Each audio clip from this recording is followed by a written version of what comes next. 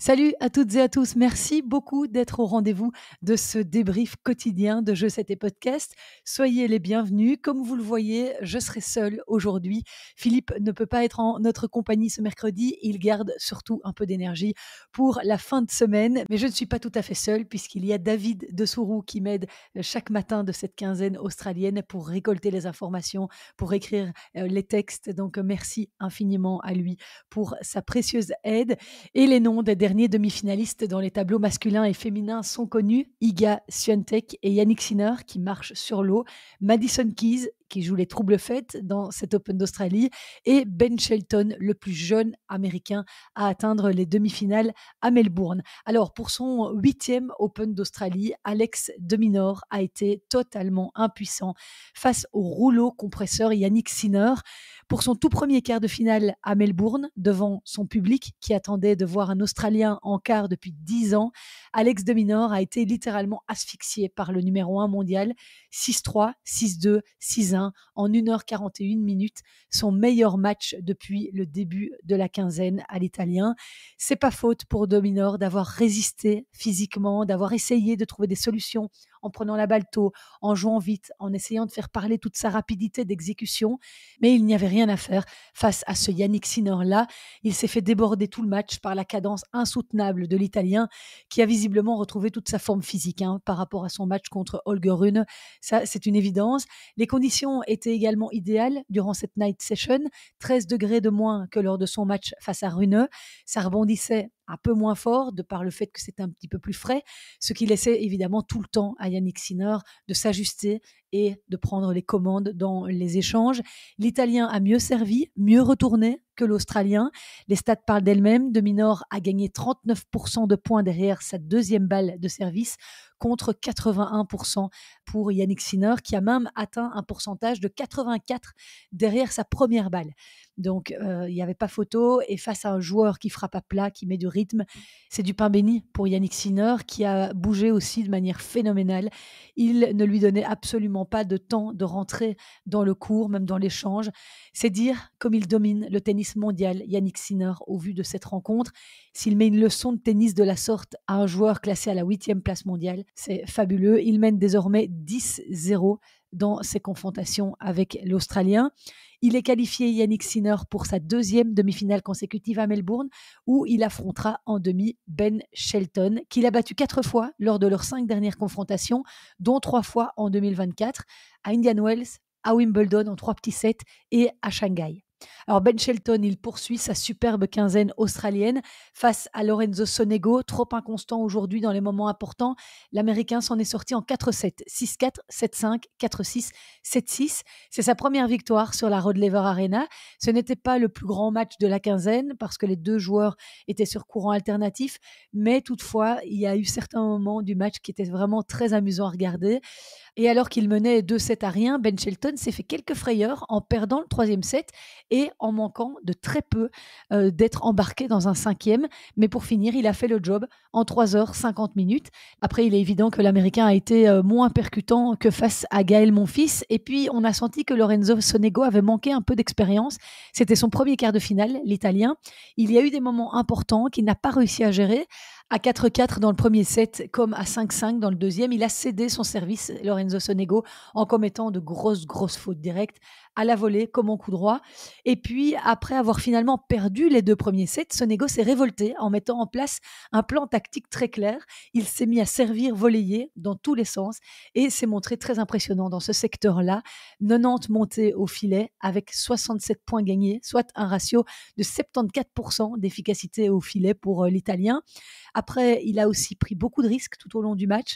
55 fautes directes pour Sonego, mais 63 coups gagnants également. C'est cette prise d'initiative qui lui a permis d'arracher le troisième set et de presque aller chercher le quatrième. Mais dans le jeu décisif du quatrième, là, Ben Shelton a serré les dents pour s'imposer dans son 7e jeu décisif du tournoi, 7-4. Ben Shelton jouera une nouvelle demi-finale en Grand Chelem 1 an et demi après la première qu'il a jouée à l'US Open en 2023. Et c'est vraiment un plaisir de le voir à ce niveau-là de la compétition, Ben Shelton, parce que Il irradie le terrain de son sourire, de sa bonne humeur, de ses attentions toujours délicates quand ses adversaires font des points fantastiques. Il vient les saluer, il fait un petit check. C'est vraiment un chouette joueur et il a beaucoup, beaucoup de fans à travers le monde. D'ailleurs, Ben Shelton. Mais il faut aussi reconnaître le fighting spirit exceptionnel de Sonengo qui n'a pas lâché un point de ce match. Et à plusieurs reprises, Ben Shelton menait 40-0 sur sa mise en jeu, mais se faisait quand même breaker. Gros coup de cœur pour moi, ce Sonego dans cet Open d'Australie. Et je suis vraiment tombée sous son charme parce que quand j'étais jeune, j'étais une grande fan de Pat Rafter. Et aujourd'hui, j'ai découvert le jeu offensif de Sonego. Alors évidemment, il n'était pas toujours en réussite, mais j'ai beaucoup aimé son audace. Il a bien failli égaliser à 2 manches partout. Et il a signé des coups absolument fabuleux durant ce tournoi. Encore contre Ben Shelton, il a fait une espèce de volley rétro. Vous allez certainement voir passer dans votre feed sur les réseaux sociaux. Un coup de défense au-dessus de l'épaule aussi, en allant rechercher un lob juste fabuleux. Vraiment un très beau joueur de cette armada italienne, Lorenzo Sonego. Et face à Sinner vendredi, Ben Shelton tentera d'atteindre la première finale de sa carrière en Grand Chelem. À mon avis, ce sera très compliqué pour l'Américain, mais on espère quand même que ce match du dernier carré tiendra toutes ses promesses. Alors, chez les femmes, dans les quarts de finale du jour, pour la 3e fois de sa carrière, après 2015 et 2022, Madison Keys rejoint les demi-finales de l'Australian Open. Ce mercredi, l'Américaine de 29 ans, classée 14e mondiale, est venue à bout en 3-7 et 1h53 d'Elina Svitolina. 3-6, 6-3. 6-4. Avec ce succès, Madison Keys en est à 10 victoires consécutives depuis le début de l'année, avec un titre en prime au WTA 500 d'Adélaïde. Svitolina a pourtant joué l'un de ses meilleurs tennis dans le premier set. Elle a tenu tête à son adversaire jusqu'au bout, mais un break dans chaque set a fait la différence. Finalement, c'est l'Américaine qui a su s'imposer dans les moments décisifs grâce à ses puissants coups de fond. Elle a frappé 49 coups gagnants pour 20 du côté de Svitolina, dont 6 aces.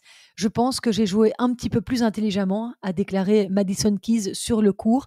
Elle qui s'était révélée à Melbourne il y a 10 ans. Elle était âgée de 19 ans et elle avait battu Venus Williams avant de perdre en demi-finale contre la future vainqueur du tournoi, Serena Williams. Et de retour dans le top 10 mondial lundi prochain, Madison Keys, dont le meilleur classement est une 7e place, semble aussi beaucoup plus sereine sur le court, l'expérience aidant. Je vais vous partager un petit bout de sa conférence de presse. J'arrive à un point où je commence à apprécier ma carrière pour ce qu'elle a été. Il n'est pas nécessaire qu'il y ait un grand chelem pour que je puisse me dire que j'ai fait du bon travail et que j'ai vraiment tout donné. Bien sûr que gagner un grand chelem reste mon objectif. Il y a eu des périodes dans ma carrière où je me disais que si je n'en remportais pas un, c'est que je n'en avais pas fait assez et que je n'avais pas été à la hauteur de mon potentiel. Ça a gâché une grande partie du jeu, car il y a des moments où j'étais paralysée parce que j'avais l'impression d'avoir besoin que cela se produise plutôt que de me donner l'opportunité de potentiellement le faire. Voilà, Madison Keys en pleine réflexion, à l'âge de 29 ans, plus proche de la fin que du début de sa carrière. Et ce qui est aussi à souligner, car plutôt rare chez les femmes, c'est qu'elle a pas mal varié, l'Américaine, pendant ce match face à Svitolina. Slice, amorti, elle a utilisé tout ce qu'il y avait dans sa boîte à outils, pour reprendre ces termes. Et elle a aussi une nouvelle raquette après avoir fait pas mal de tests pendant l'off-season. Ça lui donne plus de contrôle apparemment. Elle a aussi changé de cordage. Bon, ça a l'air de payer puisqu'elle n'a pas encore perdu un match en 2025. Vendredi, Madison Keys va être confrontée à un fameux défi en la personne d'Iga Swiatek qui n'a passé que 5h59 sur les courts depuis le début du tournoi et n'a laissé que des miettes à ses adversaires. La joueuse de Wimpy 7 n'a concédé que 14 jeux en 5 rencontres. Alors, est-ce que Madison Keys, avec son jeu de cogneuse, va pouvoir embêter Iga Swiatek qui, on sait, est un peu moins à l'aise face à ce type de joueuse-là? Ce sera vraiment intéressant de voir dans quelle mesure Madison Keys, qui sera l'outsider, pourra venir la bousculer. Madison Keys, qui est l'une des joueuses les plus talentueuses du circuit, à n'avoir encore jamais gagné un grand chelem. Et ce mercredi, dans l'autre quart de finale du jour, Emma Navarro, qui s'en était sortie en 8e de finale face à Kasatkina après un gros combat de 2h40, a été cette fois largement dominée par Iga Swiatek. 6-1, 6-2. L'Américaine a pourtant rivalisé dans le deuxième set avec la Polonaise. Je pense que c'était beaucoup plus difficile que le score laisse à penser, a même avoué Iga Swiatek, qui a profité d'une erreur d'arbitrage flagrante à 2-2, balle de break pour Navarro. Sur une amortie de l'Américaine, Swiatek s'est précipitée mais a bien touché la balle après son deuxième rebond et ce sous les yeux de l'arbitre. Elle a pourtant gagné le point, puis le jeu. Il serait vraiment temps d'instaurer de façon définitive la possibilité de faire appel à l'assistance vidéo même en fin de point. Parce que je rappelle que les joueurs, dans ce cas Emma Navarro, n'a pas pu faire appel à la vidéo parce qu'elle ne l'a pas demandé tout de suite. Elle a quand même continué à jouer le point. Et ça, ils peuvent pas faire. Alors ça fait un peu penser à cette balle de match entre Jack Draper et Félix Auger-Aliassime il y a quelques mois.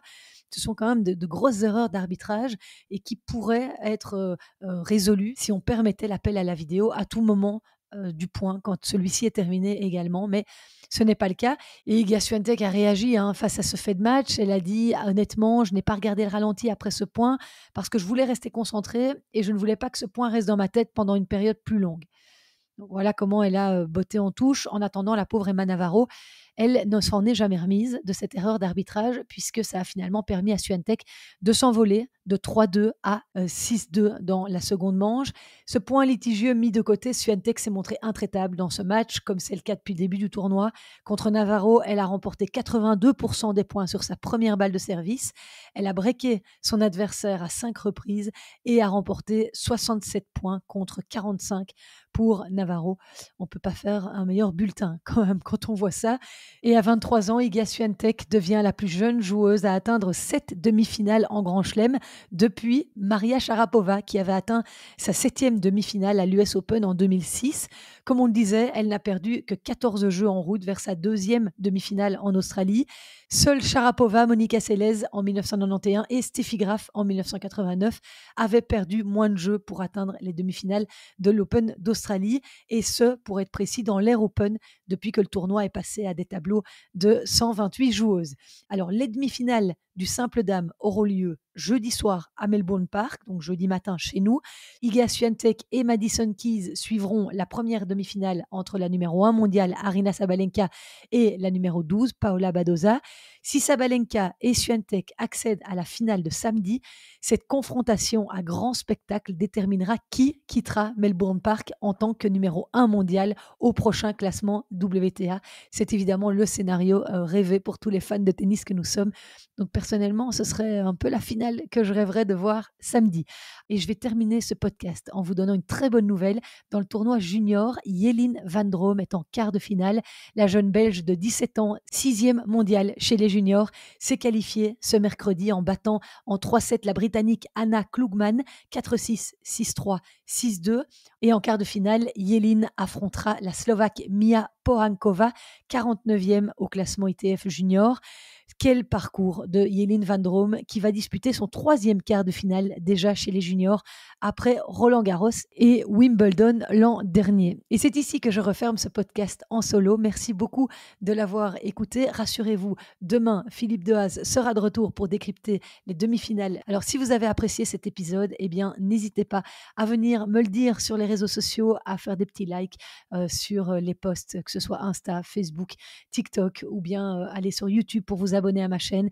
Tous ces petits gestes sont vraiment hyper importants pour le développement de Je sais tes podcasts. Je vous remercie déjà beaucoup d'avance et puis je vous rappelle que si vous avez envie de devenir un membre premium de Je sais tes podcasts, c'est-à-dire avoir accès à du contenu exclusif une fois par mois, plus plein d'autres petits avantages, eh bien vous pouvez me rejoindre sur Supporting Cast. C'est une plateforme de financement participatif qui permet aux créateurs de contenu comme moi de pouvoir vivre de leur travail. Alors comme vous le savez, ça prend beaucoup de temps, beaucoup d'énergie et j'aimerais pouvoir continuer en 2025, mais pour ça, j'ai besoin du soutien d'un maximum de contributeurs. Alors n'hésitez pas à me rejoindre. Merci infiniment et puis on se retrouve avec grande joie demain. Ciao.